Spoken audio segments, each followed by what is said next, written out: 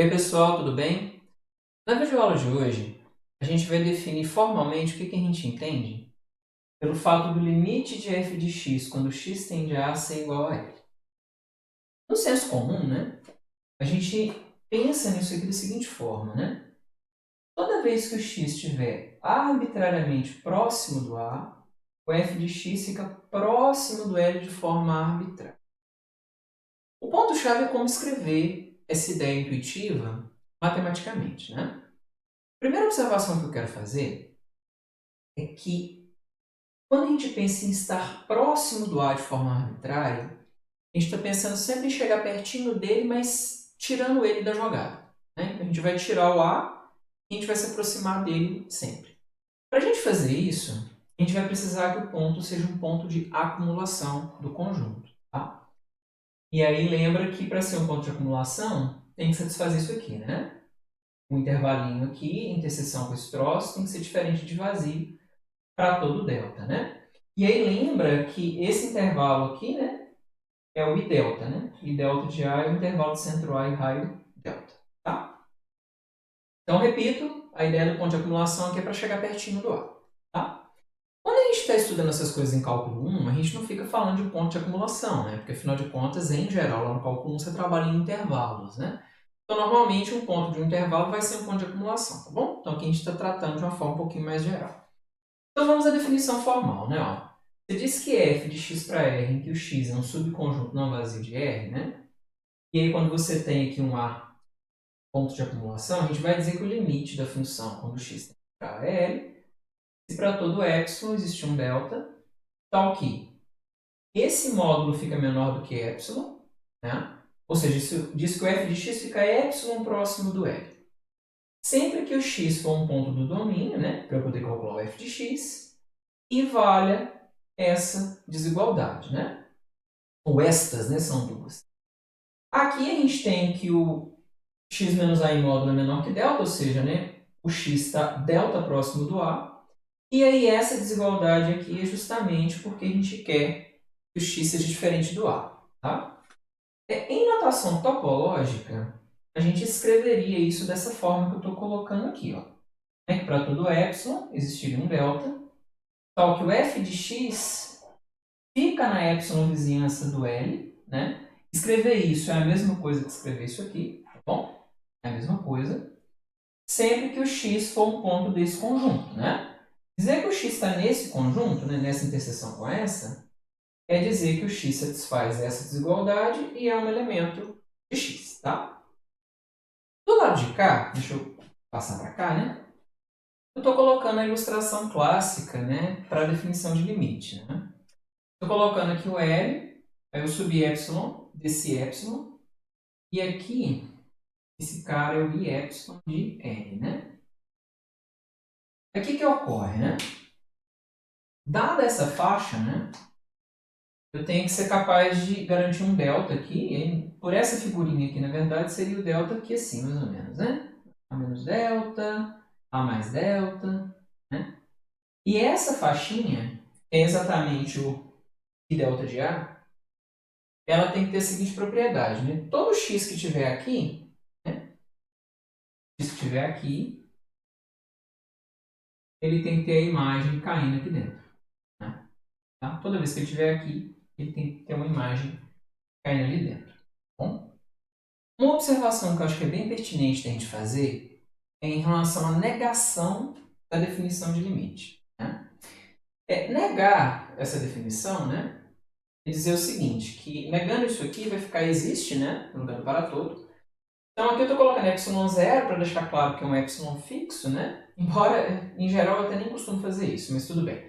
Coloquei aqui epsilon zero maior que zero, de tal modo que para todo delta vai existir um x que está no domínio e dentro do intervalo de raio delta, né? Escrever isso aqui é o mesmo que escrever isso aqui, tá ok? Quer dizer que o x está aqui e está aqui. De tal modo que f de x menos o L em módulo fica maior ou igual que esse epsilon zero que foi dado, né? Aí só a título de ilustração, né, de exemplo, considere esse caso aqui, né? Ó, limite de 2x menos 1 quando x tende a 1. É claro que se você já fez o curso de cálculo 1, você sabe que esse limite dá 1, né? Evidentemente, ele não é meio. Mas a ideia aqui é justamente explorar como que a gente pode entender melhor essa negação do limite, tá? Aqui eu botei o gráfico da função, né? Aqui eu estou com um limite e um domínio, né? E aí eu estou afirmando que esse limite não dá meio, né? A gente já sabe disso. Então o ponto é que a gente precisa aqui garantir que existe uma epsilon vizinhança, por isso que o epsilon fica fixado, tá?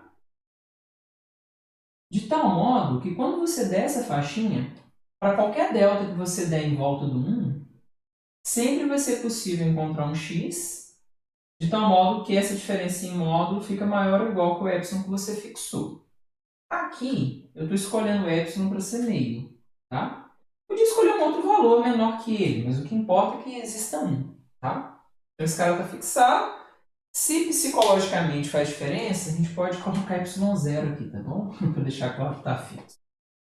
Então, fixado esse cara, olha só. Para todo delta, a gente pode escolher um delta aqui, dado por esse cara aqui, ó, 1 mais delta sobre 2.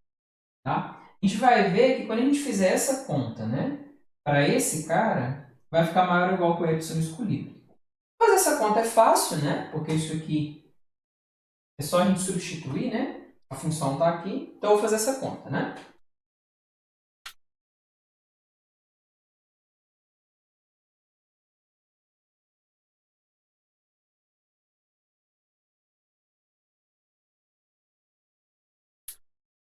Quando eu faço essa conta, né, o meio aqui, que seria o meu candidato a L, eu estou querendo mostrar que ele não é o limite, né? Então você faz essa conta, né, manipula isso e chega em delta mais meio. Como delta é positivo, isso aqui é maior ou igual que meio, né? Então, do ponto de vista da definição, a gente mostra que esse cara, de fato, não é o limite da função quando x tende para 1. Agora, por desencargo de consciência, eu vou fazer o exemplo mostrando que, de fato, esse limite aqui dá 1. Veja bem, para a gente mostrar que esse limite de fato dá 1 usando a definição, a gente tem que provar toda essa parafernália que está aqui, né? Aqui, olha só o que a gente vai fazer. Não, dado epsilon positivo, né? A gente precisa tomar um valor para delta. Né? Eu preciso escolher um delta de tal modo que vai valer esse trocinho, né? Eu preciso dessa desigualdade sempre que isso aqui acontecer. Eu vou deixar quieto isso aqui por enquanto e vou fazer a conta aqui, ó. Quando a gente fizer 2x menos 1, né? Ó, essa é a função, né? E esse é o candidato a limite. Se a gente fizer essa conta, você vai ficar com isso aqui, né? Bom, porque você vai ficar com menos 2, coloco 2 em evidência, eu obtenho isso, né? Então, veja, esse cara aqui vai ter que ser menor do que o delta, né? E eu quero que esse troço todo aqui seja menor do que epsilon, né? Então, se eu quero isso, basta eu tomar o delta aqui para ser epsilon sobre 2, né? Porque aí, nesse caso, olha o que vai acontecer, ó. Esse cara aqui vai ficar menor que 2 delta, né? E o delta é menor que epsilon sobre 2, né? É menor, não é igual, né? É igual a 2 vezes epsilon sobre 2, que é igual a epsilon, né? E aí você prova que, de fato, esse limite dá 1, tá? No caso aqui, a gente tem uma função afim, é fácil de mostrar que esse limite, de fato, dá 1. Né? O que eu quero dizer é que, em geral, né? Se você tiver o limite disso aqui, né? Com x tendendo para A, esse cara vai dar MA mais N, né? Isso aí é fácil de fazer, é bem próximo do que a gente fez aqui em cima, ok? Eu vou finalizar essa videoaula apresentando um teorema muito importante que relaciona limite de funções com limite de sequências. Através desse teorema, a gente vai obter que o limite, caso ele exista no limite de uma função, ele é único, tá? E eu vou deixar de exercício para vocês o seguinte: mostrar a unicidade do limite a partir da definição que a gente apresentou agora há pouco, né? Ou seja, o que eu quero dizer? Sem usar esse teorema que eu vou apresentar, tá? Esse exercício você vai fazer de forma muito similar à maneira que eu já fiz aqui na videoaula, a demonstração da unicidade do limite de sequências. Eu vou deixar o vídeo no card, tá bom? O teorema que a gente vai provar diz o seguinte, né? Que o limite de f de x quando x tende para L, se somente se o limite de f de xn quando n for para infinito dl, em que essa xn aqui ela é uma sequência que está no domínio menos o A, né? Porque lembra que a gente quer se aproximar, mas nunca chegar no A, né? E essa sequência tem que ter a propriedade de convergir para A, né? Ou seja, se para toda sequência nesse conjunto convergindo para o A, o f de xn convergir para o L, então você sabe que o limite da função dá L e vice-versa. Bom, para provar a ida desse teorema, olha só o que a gente faz, né? Na ida, a hipótese é que o limite da função dá L, né? Então, vou mostrar que toda sequência que satisfaz isso aqui. Então, por hipótese, você sabe que vale isso, né? Para todo epsilon tem um delta, aí quando o x estiver no domínio e satisfizer essa desigualdade, então o f de x menos o L em módulo é menor do que f, né? Agora faz o seguinte, seja xn, vamos colocar assim, ó. Seja xn uma sequência que está nesse conjunto, de tal modo que ela converge para o A, correto? Então, pela definição de limite de sequência, a gente sabe o quê, né? Que dado esse delta aqui, então, dado delta acima, né? Ó, dado delta acima, o que vai acontecer? Ó? Vai existir um n natural, tal que toda vez que o n for maior que esse n natural, isso vai implicar nisso aqui, né? Correto? E observe o seguinte, né? Como o xn está nesse conjunto, isso aqui sempre é positivo, né? Agora observe. Esse xn, ele está aqui e satisfaz isso, né? Então, pelo fato do limite da função da L, a gente sabe que o f do xn menos L em módulo é menor do que epsilon, né? Então, isso aqui implica que o módulo do f de xn, né, menos o L, é menor do que epsilon. Tá bom? Só que nota, olha só o que a gente acabou de fazer, né? A gente mostrou o seguinte, ó. Que para todo epsilon, existe um n, então toda vez que o n é maior do que esse n, vale isso, né? Ou seja, a gente pode escrever isso aqui, ó.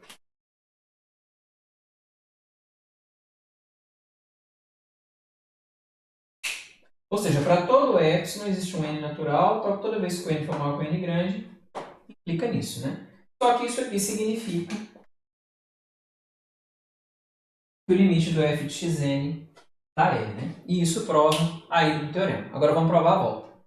Para a gente provar a recíproca, né? Ou seja, provar a volta do teorema, o que a gente vai fazer, né? A gente quer provar nesse sentido, né? Então a gente vai negar esse cara e ver que a negação desse cara chega na negação desse. E aí a gente consegue concluir a prova do teorema, né? Negar esse cara é falar que o limite de f de x é diferente de L. Negar esse cara é garantir o seguinte, vai ter que existir uma sequência, né? Vai ter que existir uma sequência que converge para A, de modo que o f dessa sequência não converge para L. É isso que a gente vai fazer, tá? Veja bem, dizer que o limite é diferente de L é negar a definição de limite, né? Conforme a gente já fez aqui nesse vídeo. Então vai existir um epsilon zero, toque para todo delta, vai existir um x delta que está aqui, né? E que essa desigualdade é válida. Nota o seguinte, né? Já que isso aqui vale para todo delta, eu posso escolher de forma esperta deltas adequados, né? Por exemplo, digamos que você, vamos colocar assim, ó, tome delta igual a 1, né? Para delta igual a 1, vai existir um x1 pertencendo a esse cara aqui, né? Bom, tal que isso aqui acontece, né? Do mesmo jeito que eu tomei delta igual a 1, eu podia tomar delta igual a meio, né? Aí eu podia tomar delta igual a 1/3, delta igual a 1/4 e por aí vai, né? Então, se eu tomar, por exemplo, delta igual a meio, o que vai acontecer? Ó?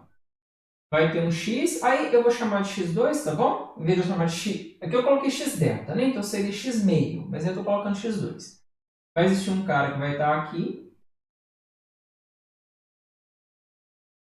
tal que isso aqui acontece, né? O f de x2 menos o L é maior ou igual que y0, né? E a gente pode repetir isso quantas vezes a gente quiser, né? Então, de maneira geral, se você tomar, por exemplo, aqui eu vou fazer assim, Δ1, Δ2, aí se eu tomar aqui um Δn para ser 1 sobre n, vai existir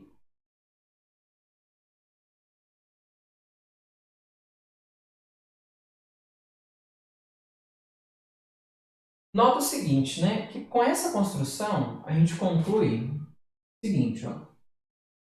A gente conclui que o f de xn não converge, aí eu vou escrever assim, ó, não converge para L, né? Mas o xn, da maneira que a gente construiu, né? Ele vai convergir para o A, né? Mas por que que ele vai convergir para o A, né? Porque é o seguinte, ó. Uma vez que o xn está aqui, né? Uma vez que ele está aqui, a gente sabe que acontece isso, né? Como esse cara aqui tende para zero, o xn tende para o A, né? Certo? Então, veja, o que a gente fez? Ó, a gente conseguiu construir uma sequência que está toda dentro aqui do x menos o A. Ela converge para zero, só que a imagem dela não converge para L. Aliás, esse L ficou feio pra caramba, né? Esse L ficou bem feio. Vou colocar ele assim, né? E aí a gente chega num absurdo. Na verdade, a gente chega na negação dessa, né? Tá? E aí a gente conclui o teorema, tá ok? Provado o teorema, a gente consegue a unicidade do limite, né? Porque a gente joga o problema para a sequência, a gente já sabe que existe a unicidade por causa do limite de sequências, e aí a gente obtém a unicidade no caso de funções, tá certo? Esse teorema que a gente acabou de provar, eu vou utilizá-lo fortemente para obter propriedades que envolvem limite de funções, tá bom? Eu vou encerrar a videoaula por aqui, espero que tenha ficado claro, um abraço e até a próxima, tchau, tchau!